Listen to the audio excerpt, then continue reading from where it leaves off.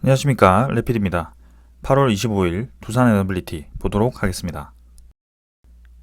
증시 먼저 보겠습니다. 코스피 0.73% 하락했고요. 코스닥은 0.26% 하락했습니다.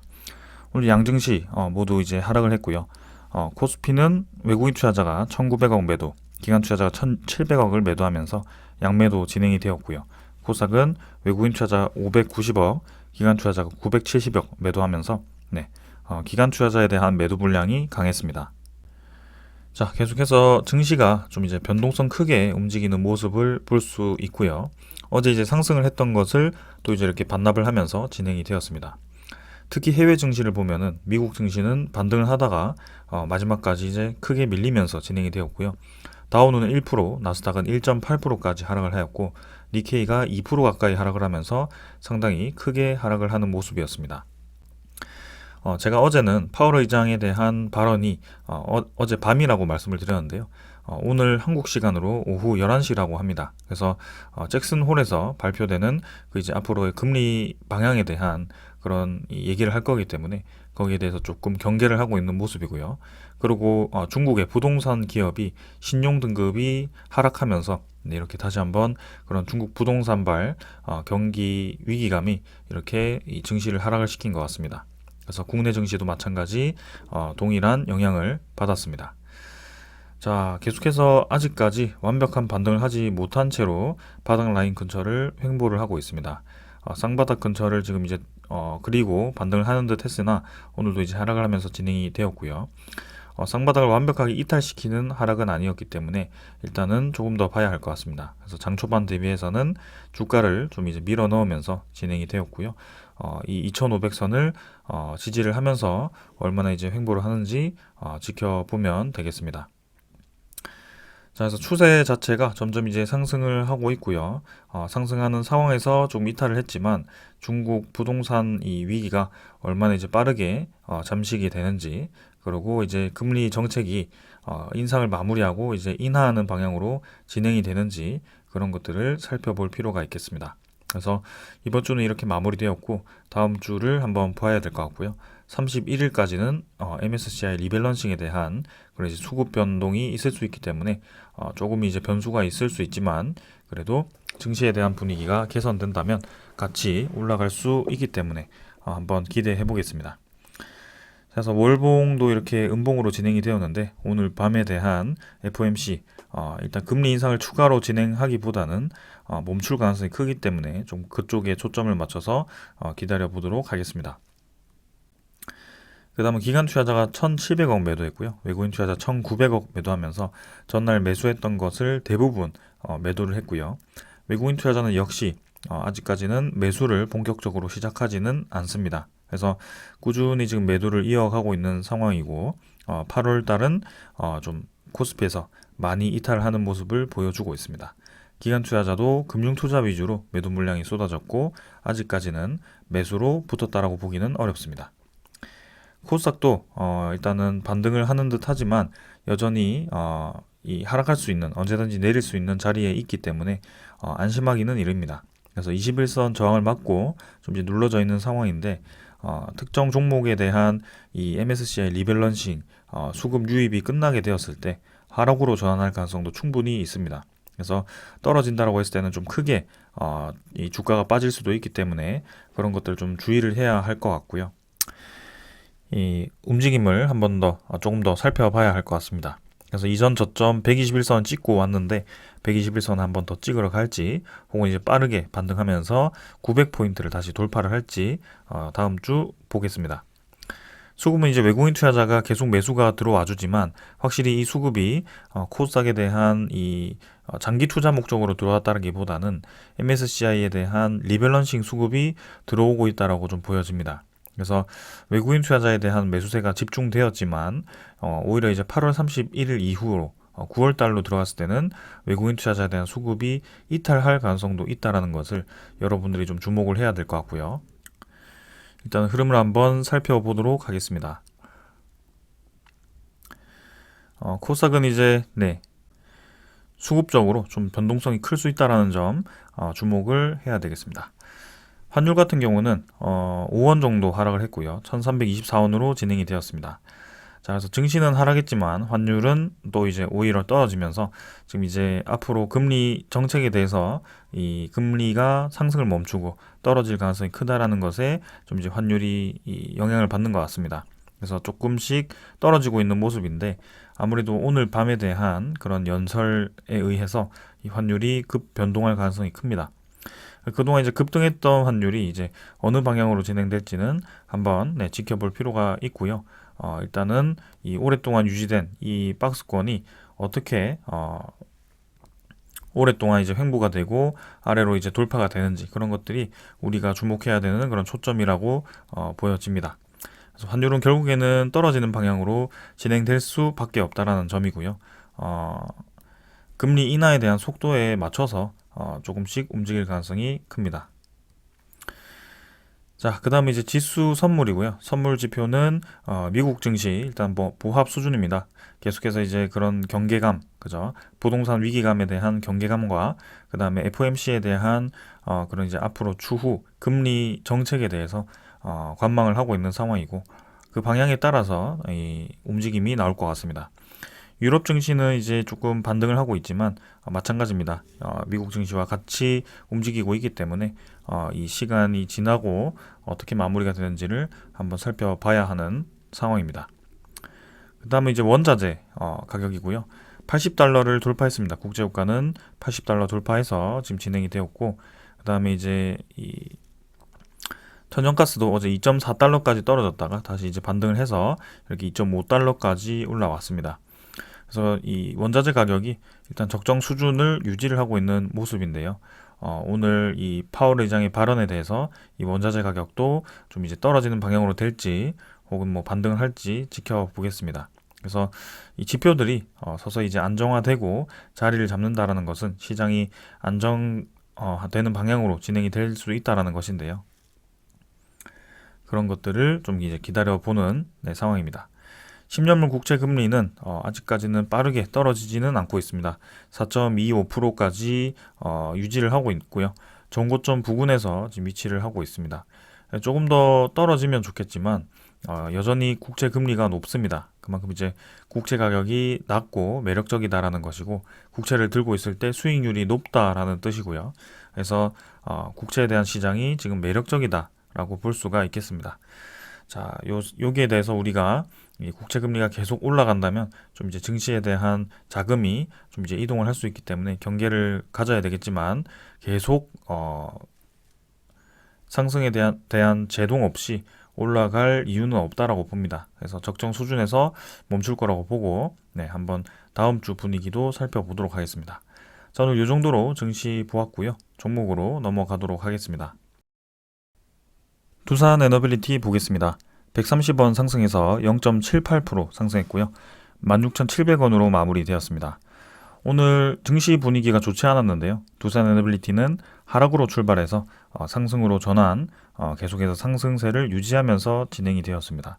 뭐 큰 폭의 상승은 아니었지만 확실히 이 하방에 대한 압력이 좀 이제 무뎌졌다라고 보여지고 상승에 대한 그런 이 매수세가 조금씩 들어와주고 있다라는 것이 보여집니다. 자, 그래서인지 지금 이제 3일 정도 연속으로 주가가 상승을 하고 있는 상황이고요. 시간의 가격은 지금 아직까지는 크게 늘어나지 않고 있습니다. 어제보다 더 감소해서 진행이 되었고 16,910원으로 16,690원으로 마무리가 되었고 뭐 10원 정도 하락했기 때문에 크게 무리 없어 보입니다. 일별 거래량은 230만 주로 전날보다 더 감소를 했고요. 사실 거래량이 좀 증가하면서 올라가 주기를 바라고 있는데 아직까지는 거래량이 본격적으로 붙지는 않고 있습니다. 그러나 내릴 때와 유사하게 거래량을 죽인 채로 다시 이제 주가를 반등시키고 있는 상황인데요. 이전에도 이렇게 상승을 시킬 때 보면 연속적으로 올리는 모습을 좀 많이 보았습니다. 그래서 본격적인 반등이 시작될 때는 항상 처음에는 큰 변화 없이 진행되다가 점점 상승폭을 늘리면서 올라가는 모습을 많이 보았고요. 그것이 이제 우리가 경험했던 이 상승 하락에 대한 반복이었습니다. 그래서 계속 강조드렸던 점은 지금 이제 주가가 올라가기 시작했을 때 두산 에너빌리티는 생각보다 빠르게 반등폭을 주더라라는 것이 핵심이었고요. 처음 구간에서는 크게 거래량 없이 상승세를 죽이고 있다가 단 한 4일 정도 만에 하락폭의 대부분을 메워주면서 오히려 고점을 높여주는 그런 패턴으로 진행이 되었다라고 말씀을 드렸습니다. 자, 그래서 이번에 다시 한번 그런 상승세가 나올 수 있을지는 모르겠지만 일단 패턴이 좀 비슷하게 흘러가고 있다라는 점이고요. 네, 그래서 이 그동안 주가를 끌어내리면서 주가를 눌러왔던 그런 수급이 외국인 투자자였죠. 외국인 투자자와 함께 공매도 수급이 늘어났기 때문입니다. 근데 그 공매도가 줄어들기 시작하면서 올라가는지, 그리고 외국인 투자자에 대한 지분이 다시 늘어나는지를 또 이제 살펴보면 될 텐데요. 조금 이따가 말씀드리겠지만 우리의 생각대로 그 수급과 패턴이 진행이 되고 있다라는 점입니다. 그래서 지긋지긋하게 그죠? 2달 이상, 2달 반 정도를 이렇게 쭉쭉 끌어내렸는데요. 결국에는 올릴 때는 한 달 채 걸리지 않는 수준에서 올리더라. 그래서 이번에 올라갔을 때 만약에 올라간다면 다음 이 고점을 돌파를 하면서 그죠? 그 다음으로 나아갈 수 있을지, 2만 원으로 이제 들어갔을 때는 10원 이 거래가 아니고 50원 거래로 또 이제 거래 이 단위가 달라지기 때문에 오히려 상승에 탄력을 줄 수도 있습니다. 네, 그런 점에서 여러모로 이 구간을 뚫는 것이 상당히 이제 중요해 보이는데, 이 구간이 이제 돌파되었을 때는 생각보다 빠르게 이 수급이 붙어주면서 주가가 올라갈 가능성도 있다라는 점을 좀 말씀을 드립니다. 네, 그래서 그러기 위해서는 좀 이제 좋은 소식과 같은 명분을 한 번 더 주면 좋을 것 같은데요. 확실한 그런 이제 수출에 대한 소식이 좀 들려오면서 수급이 좀 그런 명분으로 좀 붙어줬으면 하는 바람입니다. 일단 뭐 사실 그런 소식이 없더라도 때가 되니까 또 이렇게 야금야금 올라가면서 반등을 하기 시작하고요. 뭐 사실 16,000원 부근에서 700원밖에 오르지 않았다라고 볼 수도 있겠지만 뭐 다음 주 내내 올라갈 수도 있는 상황이고요. 그 상황은 아무도 알지 못합니다. 자, 그래서 일단은 다음 주 MSCI 리밸런싱도 있고 좀 이제 시장이 변동성도 있기 때문에 천천히 한번 보자라고 말씀드리고요. 오늘 뭐 파월 의장이 어떤 발언을 할지 모르겠지만 다시 이제 금리 인상이 마무리되고 시장이 안정된 방향으로 진행이 된다면 증시 상승세와 함께 또 이제 이 주가도 올라갈 수도 있고요. 네, 그리고 이제 그런 MSCI 리밸런싱이 끝났을 때 다시 이제 두산 에너빌리티와 같은 이런 종목으로 수급이 몰릴 수도 있습니다. 그래서 그동안 얼마나 기다렸고 얼마나 오랫동안 내렸는지가 중요한 것이 아니고 결국에는 우리가 목표했던 가격으로 다시 갈 수 있는지, 그리고 그 이상 치고 나가서 우리의 생각대로 이 주가가 올라갈 수 있는 그런 성장성이 있는지, 그런 것들에 좀 이제 집중을 계속하면 되겠습니다. 자, 그래서 차곡차곡 올라갈 수 있으니까 한번 인내를 가지고 조금 더 지켜봤으면 하는 바람입니다. 자, 월봉은 뭐 크게 볼 거 없고요. 양홍그룹 겨우겨우 이제 지지하면서 좀 이제 횡보를 하고 있는데 조금 더 시간을 두고 지켜보겠습니다. 그 다음 투자자 수급이고요. 수급은 기관 투자자 2만 주 정도 매도했고 외국인 투자자가 26만 주를 매수했습니다. 전날 이제 매도했다가 또 이제 하루 만에 또 매수로 전환이 되었고요. 사실상 이제 8월 22일부터 해서는 조금씩 이제 외국인 투자자가 매수로 접근을 하고 있습니다. 오늘도 이 수급이 이제 실제로 어떻게 되었는지도 확인해야 되겠지만 조금 이 수급에 대한 패턴 자체가 전환이 되고 있다라고 보여지고, 코스피에서는 외국인 투자자가 이탈을 하고 있지만 또 이렇게 두산 에너빌리티에는 매수로 조금씩 붙어주는데, 이 수급이 계속 이 추세를 몰아서 계속 진행이 되는지, 매수로 계속 붙어주는지도 한번 살펴보겠습니다. 기관 투자자는 금융투자 43,000주 매도했고요. 보험 투자는 15,000주 매수. 뭐 크게 사실 오늘 주목할 만한 수급은 없었습니다. 투신은행도 조금씩 매도했고요. 연기금 투자자는 13,000주 매수를 했지만 뭐 전날 매도한 것에 대비해서는 적은 양 매수했습니다. 일단 그래도 큰 매도량은 이제 어느덧 마무리가 된 것이 아닌가라는 모습인데, 일단 그래도 다음 주 시장을 한번 더 봐야 되겠고요. 연기금 투자자가 적정 수준에서 이제 매도를 멈추고 다시 이제 매수로 또 붙어주는지, 그런 것들도 한번 살펴보겠습니다. 혹은 한 6.5% 정도의 이 지분을 유지하면서 크게 이제 지분을 줄이거나 늘리는 거 없이 이렇게 뭐 매도 반복하면서 계속 진행될 수도 있습니다. 그래서 우리가 뭐 크게 이 수급에 매일매일 누가 팔았고 누가 샀고 요거를 극도로 좀 집중할 필요는 없을 것 같습니다. 전체적인 흐름과 그리고 이 기업의 방향을 체크를 하는 정도, 네, 이렇게 이해를 좀 하시면 되겠습니다. 그래서 오랫동안 횡보하는 기간 동안 꾸준히 수급 자체는 오르락내리락을 하면서 결국엔 외국인 투자자도 이 지분을 조금씩 늘려가고 있습니다. 평균적으로는요. 네, 그래서 이렇게 이제 조금씩 지분을 늘려가고 있기 때문에 우리가 보았을 때는 이 두산 에너빌리티가 상당히 이제 많이 매집이 되었다. 외국인 투자자도 그렇고 기관 투자자도 그렇고 낮은 가격대에서 꽤나 많은 매수가 들어왔다. 이렇게 이해를 할 수가 있습니다. 그래서 결국에는 이때가 이제 블록딜이 시행됐던 그 수급이었는데요.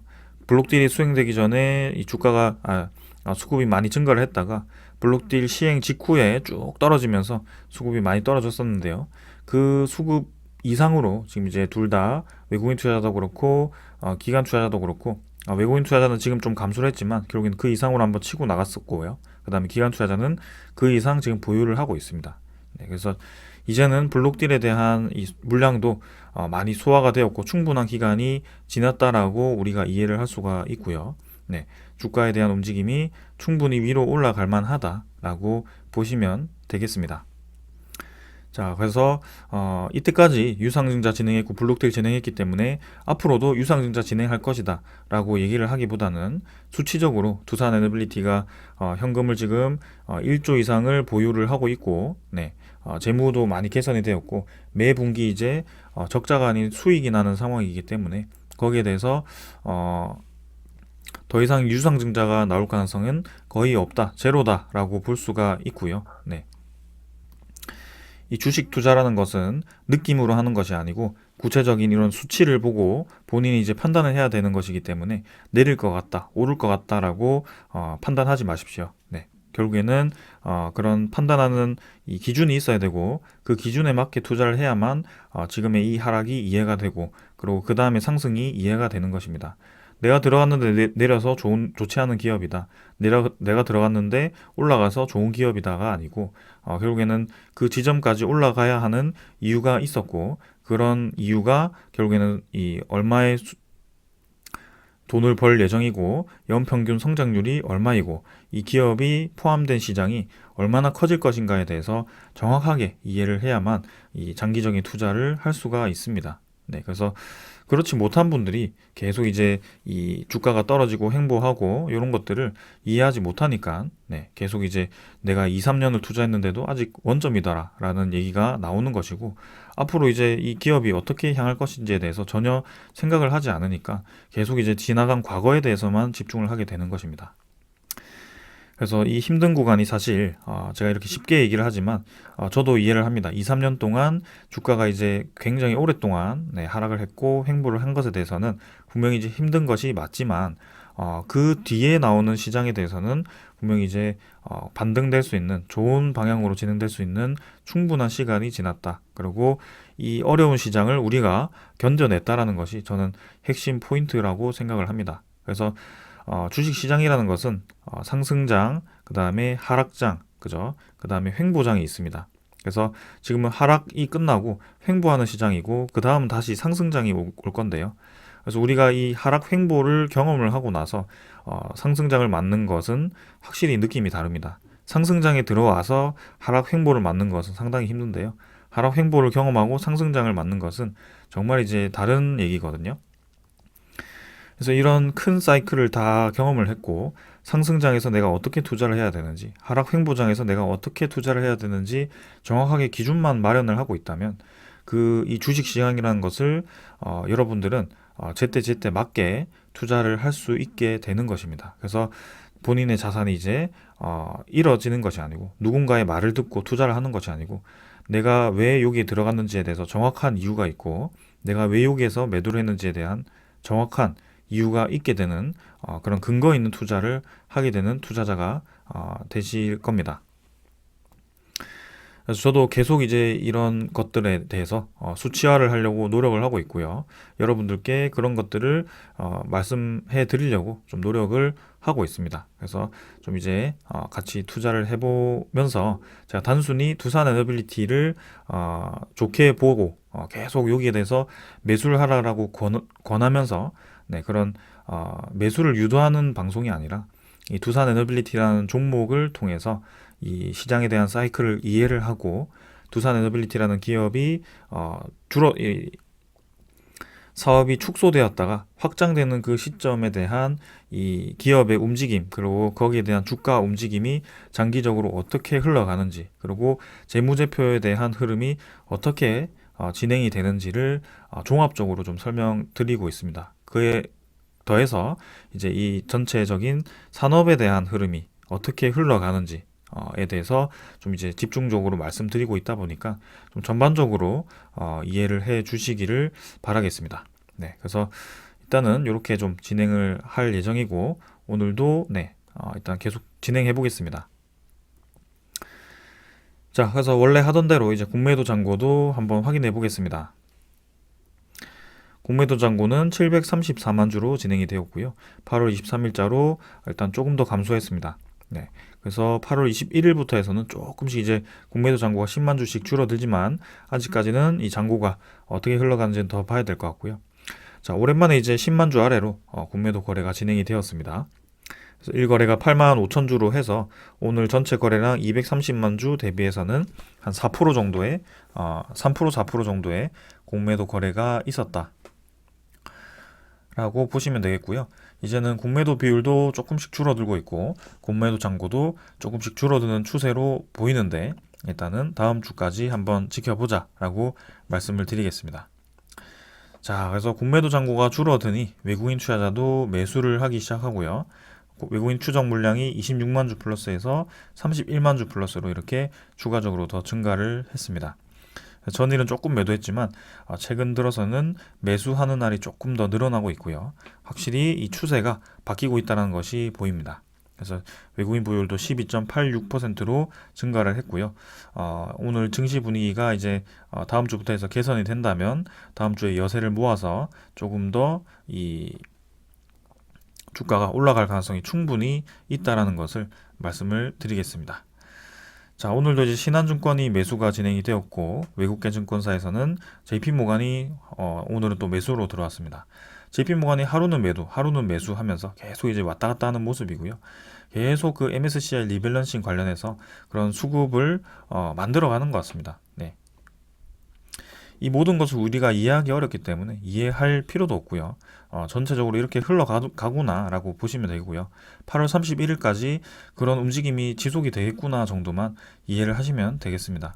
그러나 확실히 좀 차이가 있는 것은 이렇게 매수 매도를 반복하면서 주가를 내리는 것이 아니고 적정 수준을 지지하면서 다시 좀 반등시키는 방향으로 가고 있기 때문에 일단은 마지막 날에 이제 이 모관서울의 매도량이 다시 매수로 전환이 되면서 이 공매도 잔고가 감소를 하는 방향으로 되는지 그런 것들만 좀 챙겨 보도록 하겠습니다. 그래서 우리의 예상 범위대로 진행이 되고 있으니까 크게 뭐 걱정할 필요는 없는 것 같습니다. 공매도 비율은 3.6%로 진행이 되었고 계속 이제 공매도 비율이 늘어나지 않고 사실 줄고 있죠. 그래서 11%대까지 올라갔던 공매도 비율이 조금씩 이제 줄어들면서 공매도가 사그라들고 있습니다. 그래서 이 분위기가 다음 주까지도 이어지는지 보겠습니다. 자, 그래서 이제는 2달 동안 이렇게 맞았기 때문에 두드려 맞았기 때문에 이제는 올라갈 때가 되었고요. 결국에는 지금 구간이 누군가에게는 지치고도 손절하는 타이밍이기도 했겠지만 누군가에게는 매수 기회가 되었고 또다시 올라갔을 때는 더 많은 수량의 수익을 얻을 수 있는 그런 기회가 되었다라고 봅니다. 저는 당연히 그 후자고요. 우리 구독자분들은 그 후자에 조금 더 집중을 해주시기를 바라겠습니다. 저를 믿으라는 것이 아니라 제가 어떤 면에서 이 기업을 보고 있는지 그리고 이 수치를 제시할 때 이 수치가 이제 진짜 근거가 있는지 그런 것들을 좀 판단해 주시기를 바라고요. 주식 종목 그죠? 매일매일의 주가 가지고 이 모든 것을 설명하기에는 주가는 사실 근거가 없습니다. 네. 그래서 크게 바닥 라인을 깨지 않고 추세가 올라가는 방향이라면 큰 걱정 없이 진행을 해도 되겠다. 이렇게 말씀을 드리면서 자, 오늘도 이제 소식을 전해드리겠습니다. 자, 먼저 전해드릴 소식은요. 자, 사우디 원전 관련 소식입니다. 속타는 미국, 네, 사우디가 이제 중국 원전 건설 제한을 저울질하고 있다라는 소식인데요. 이 사우디 원전 같은 경우는 지금 중국과 한국이 2파전을 하고 있다라고 얘기가 들려왔습니다. 지금 이제 미국이 이제 속이 타는 이유는 중국 쪽으로 이 사우디 원전이 넘어갔을 경우에 이제 중국에 대한 제재라든지 그죠? 이 원전에 대한 주도권이 미국이 또 이제 뺏길 수 있다라는 생각인 거고요. 그렇다면 이제 우리나라를 밀어줘야 되는 입장인데 사우디 쪽에서 이제 우라늄 농축을 할 수 있다라는 그런 이제 이 우라늄 농축을 제재하는 조건으로 이제 계속 이제 진행을 하다 보니까 중국 쪽으로 좀 이제 저울질을 하는 그런 모습입니다. 그래서 만약에 이제 사우디가 중국의 이 원전을 짓게 되었을 경우에는 결국에는 미국이 제재하고 있는 우라늄 농축을 결국에는 사우디에서 할 수 있거든요. 그래서 말짱 도루묵입니다. 네. 그렇다면 미국 입장에서는 사우디의 이제 그런 우라늄 농축에 대한 일부분을 또 이제 허용을 해주거나, 네, 이 사우디에 대한 원전을 중국 쪽으로 가지 않고 한국 쪽으로 가게 하는 것이 국가적으로, 네, 이 정치적으로 좋은 방향이 아닐까 싶고요. 그러면서 이제 사우디와 관계 개선을 하면서 최근에 이제 중동의 이제 패권을 좀 차지를 하기 위해 중국이 많이 노력을 하고 있는데 거기에 이제 미국이 사우디와 이제 관계를 풀면서 또 이 중동에 대한 지배력을 다시 한번 검증할 수 있는 뭐 그런 상황이 될 것 같습니다. 자, 그래서 내용을 살펴보면 사우디가 중국의 원전 건설 제한을 저울질하는 것은 미국 바이든 행정부가 원자력 지원 조건에 타협하도록 압박하기 위한 것이라는 것이 분석이고요. 이제 이걸 이제 협상 카드로 미국과 그런 관계를 한번 풀고 그리고 사우디 쪽에 조금 유리하게 조건을 만들겠다라는 것입니다. 네, 그래서 중립인 척하면서 이렇게 양쪽 저울질을 하면서 이 국익을 얻는 뭐 그런 입장인 것 같고요.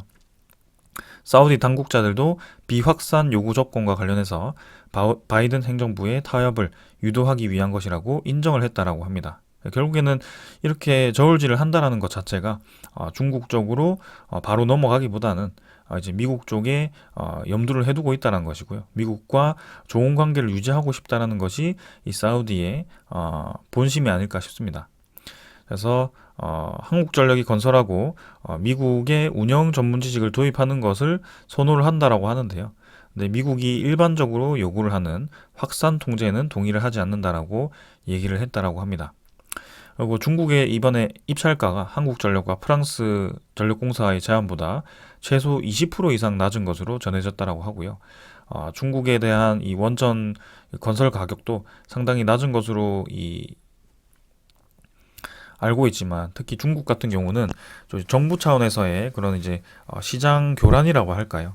정부 보조금을 업고 좀 과하게 그 기업 입장에서도 손해를 볼 만큼의 이 흔히 그냥 가격을 후려치는 거죠. 네. 그런 형태로 이제 시장을 진입하다 보니까 좀 반도체라든지 그런 2차 전지 관련해서 서방 국가들의 좀 제재를 받고 있는 상황입니다. 이번에 이제 입찰가가 또 이렇게 우리나라보다 20% 이상 낮은 거라는 것은 사실 뭐 건설 비용을 그렇게 획기적으로 낮췄다라기보다는 좀 이제 그런 무리를 해서라도 사우디에 진입을 하겠다라는 그런 이 내용인 것 같습니다.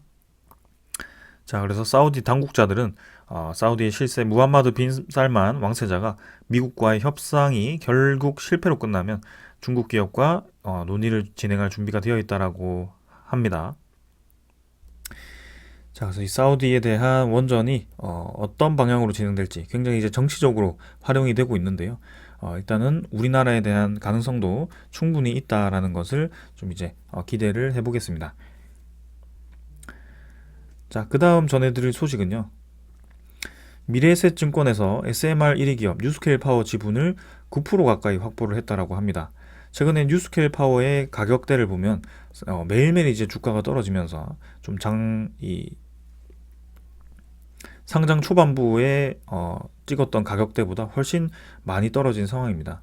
이게 이제 SMR에 대한 비전이 좋지 않아서, 뉴스케일 파워에 대한 비전이 좋지 않아서 떨어진다라기보다는 이런 이제 이 상장을 할 때에 일종의 스펙 기업과 합병을 하면서 상장을 했다 보니까 그런 이제 이 악성 물량이 좀 나오는 것이 아닌가라는 생각을 좀 하고 있고요. 요것도 이제 적정 수준의 하락을 멈추고 나면 다시 반등을 할 수 있을 거라고 보고 있습니다. 그리고 SMR, 특히 뉴스케일 파워 같은 경우는 이 추가적인 유상증자, 유상증자가 아니라 일단 증권 같은 거를 이제 발행을 하면서 제3자 배정 유상증자 형식으로 좀 이제 자금을 추가 조달하겠다라는 발표도 했었기 때문에, 그런 입장에서 본다면 지금 뉴스케일 파워, SMR에 대한 가격대는 상당히 매력적이라고 보고 있습니다. 투자하는 이 기업 입장에서는 지금 뉴스케일 파워에 대한 가격대가 상당히 매력적이다. 네, 그래서 그런 면에서 또 이제 이렇게 미래에셋 증권에서 또 이렇게 9% 가까이 뉴스케일 파워에 대한 지분을 확보를 했다라고 하고요. 추가 투자를 단행했다라고 하죠. 그래서 차기 에너지원으로 꼽히는 SMR 추가 투자를 했고요. 뉴스케일 파워에 지금 이제 이 지난 2분기에 이렇게 뉴스케일 파워 주식 16만 4,700주를 추가 매수를 했고 190억 상당의 주식 8.6%를 보유를 하고 있다라고 합니다.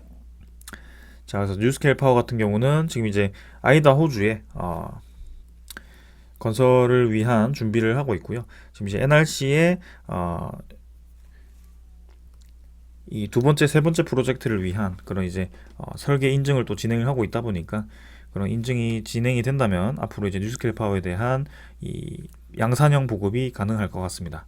네, 그런 좋은 소식을 좀 기다리면서 조금 더 기다려 보도록 하겠습니다. 자, 그 다음 이제 이 우리나라 국내 원전 시장 신한울 3, 4호기에 대한 주 설비 공사가 지금 이제 3파전으로 진행이 되고 있고요. 공사 금액은 3조 4천억 정도로 추정이 되고 있죠. 그래서 이렇게 이 3파전으로 진행이 되고 있는데 첫 번째 컨소시엄이 삼성물산이 51%, GS건설이 34%, DLENC가 15%를 가진 컨소시엄, 그 다음에 현대건설이 55%, 두산에너빌리티가 35%, 포스코 ENC가 10% 이렇게 또 들어가게 되고요. 그 다음 마지막은 삼성물산이 51%, 두산에너빌리티가 39%, 하나건설이 이제 10% 진행이 되면서, 네, 그래서 이번에 이집트 원전에 대해서 2차 측 시공을 맡았던 컨소시엄이 현대건설과 두산에너빌리티였죠. 근데 현대건설이 포기를 하면서 이제 두산에너빌리티만 진행이 되었는데요. 두산에너빌리티가 확실히 최근에 대한 원전 주기기 생산과 원전 플랜트 그런 주설비 공사를 맡으면서 또 이런 이 경험이 많습니다. 네. 그렇게 본다면 사실 저는 이 현대건설, 두산에너빌리티, 포스코 ENC에 대한 그런 이제 컨소시엄이 이 공사도 수주할 역량이 가장 뛰어나다라고 좀 판단이 되는데요. 근데 이제 계속 이 컨소시엄만 몰아준다면 다른 업체들도 이 원전 건설에 대해서 좀 이제 들어갈 수 있는 기회가 좀 적어지는 것이고, 그리고 이 기업들 말고도 나중에 일감이 많아졌을 때 좀 동시다발적으로 진출할 수 있는 기회가 떨어지기 때문에, 또 그런 면에서 또 어떤 방향으로 진행될 수 있을지 한번 살펴봐야 되겠습니다. 그 세 번째 컨소시엄 제가 잘못 말씀을 드렸는데, 대우건설이 51%, SK에코플랜트가 35%, 금호건설이 14%입니다. SK에코플랜트는 해상풍력 관련해서 최근에 이제 가장 핫한 이 기업 중에 하나고요. 한번 일단 이 설비 공사가 어떻게 진행이 되는지 지켜보겠습니다. 만약에 두산 컨소시엄이 수주를 하게 되었을 때는 두산이 한 1조 가량의 그런 수주를 하지 않을까, 비중으로 따졌을 때 그렇게 또 보여집니다. 자, 그래서 이 정도로 이제 준비한 소식들 다 전해드렸고요. 두산에너빌리티 계속해서 시장 상황은 진행이 되고 있습니다. 좋게 진행이 되고 있는 것 같고, 확실한 한 방을 지금 기다리고 있는 상황 속에서 주가는 계속 상승 하락을 반복하고 있는 상황입니다. 확실한 한 방이 나왔을 때 이제 주가가 얼마나 빠르게 올라갈지, 수급이 얼마나 모일지는 우리는 아무도 알지 못합니다. 그렇기 때문에 정말 이제 시장이 개선되고 기업이 성장할 수 있는 그런 것들을 보았다면 지금보다 주가는 올라가는 것은 당연한 거라고 생각을 하고 있고요. 그동안 올라가지 못하고 횡보했기 때문에 오히려 더 올라갈 확률이 높다라고 저는 판단을 하고 있는 겁니다.